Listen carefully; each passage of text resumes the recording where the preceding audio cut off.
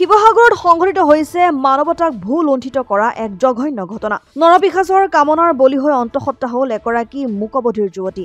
এটা ঘৰত অকলশৰীয়াকৈ বাস কৰা মূকবধিৰ যুৱতীগৰাকীৰ ওপৰত দীৰ্ঘদিন ধৰি চলিছিল যৌন উৎপীড়ন। শেহতীয়াকৈ মূকবধিৰ যুৱতীগৰাকীৰ শাৰীৰিক গঠনৰ ওপৰত সন্দেহ হোৱাত জ্যেষ্ঠ ভগ্নীয়ে যুৱতীগৰাকীক লৈ যায় চিকিৎসকৰ কাষলৈ। চিকিৎসকৰ পৰীক্ষাত পোহৰলৈ আহে যুৱতীগৰাকী অন্তঃসত্ত্বা হোৱাৰ তথ্য। ঘটনাৰ সন্দৰ্ভত কালি নিশা শিৱসাগৰ সদৰ থানাত মূকবধিৰ যুৱতীগৰাকীৰ পৰিয়ালে দাখিল কৰে এজাহাৰ। আৰক্ষীয়ে নিশাই যুৱতীগৰাকীয়ে ইংগিতেৰে দেখুৱাই দিয়া ৰৌচন কুমাৰ নামৰ এজন 30 বছৰীয়া যুৱকক আটক কৰে। শিৱসাগৰ আৰক্ষীয়ে ঘটনা সন্দৰ্ভত দুভাষীৰ জৰিয়তে মূকবধিৰ যুৱতীগৰাকীৰ পৰা ভাষ্য গ্ৰহণ কৰাৰ কাম আৰম্ভ কৰিছে।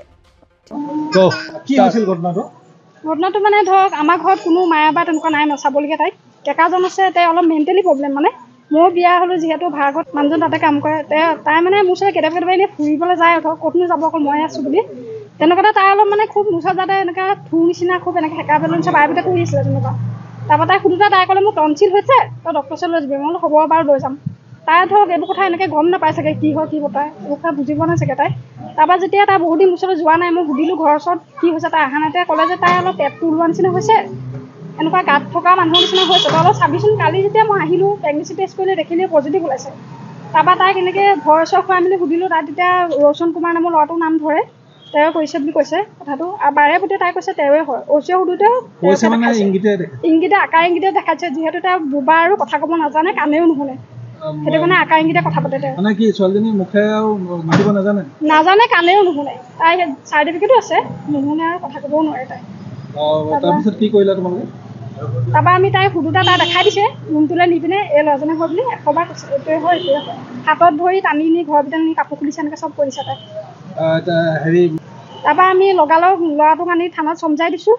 তাৰপৰা এজাহাৰ দাখিল কৰিছোঁ। এতিয়া পুলিচ থানাই কিবা তদন্ত কৰি আছে, কি কৰিব এতিয়ালৈকে জনা হোৱা নাই। যোৰহাট নিম বুলি কৈছে, যিহেতু তেওঁৰ কথাবিলাক তেওঁলোকে বুজি পোৱা নাই, আকাৰ ইংগিতে কয় নাই। সেইটো কাৰণে যোৰহাটত বোলে কিবা স্কুল এখন আছে, আকাৰ ইংগিত কথা কোৱা এনেকুৱা বগা স্কুল এখন আছে, তাত নি পিনে মানে কথাবোৰ জানিব বিচাৰিব, তেওঁলোকে ষ্টেটমেণ্টটো ল'ব, মানে সেইটো কাৰণে তালৈ পঠিয়াব।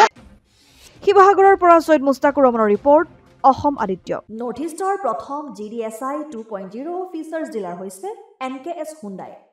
অত্যাধুনিক সা সুবিধাৰে তৈয়াৰী মষ্ট আপডেটেড হুণ্ডাই ডিলাৰ এতিয়া ডিব্ৰুগড়ত। আমাৰ NKS হুণ্ডাই ডিলাৰত open sales consulted room, customer ৰুমৰ লগতে পুৰণি গাড়ীৰ এক্সচেঞ্জ ফেচিলিটিও ৰখা হৈছে। ইয়াত চেলছৰ লগতে ছাৰ্ভিচ ছেক্টৰৰ সুন্দৰ সুবিধা আছে। প্ৰয়োজনীয় সকলো এডভান্স টুলছ, হুইল বেলেন্সিং, এলাইনমেণ্টৰ অত্যাধুনিক machine, post hydraulic lift, fully train men পাৱাৰৰ লগতে nitrogen gas filling facility, fully automatic car washer ফেচিলিটিও আছে। লগতে NKS হুণ্ডাই ডিলাৰে কাষ্টমাৰসকলৰ সুবিধাৰ্থে মোবাইল ছাৰ্ভিচ ভেনৰো ব্যৱস্থা ৰাখিছে, য'ত হাইড্ৰলিক লিফ্ট, ৱাছিং facility, wheel balancing, tyre pressure check কৰাৰ লগতে বহুখিনি সুবিধাই উপলব্ধ আছে। NKS হুণ্ডাইলৈ আহক আৰু সুবিধাসমূহ গ্ৰহণ কৰক।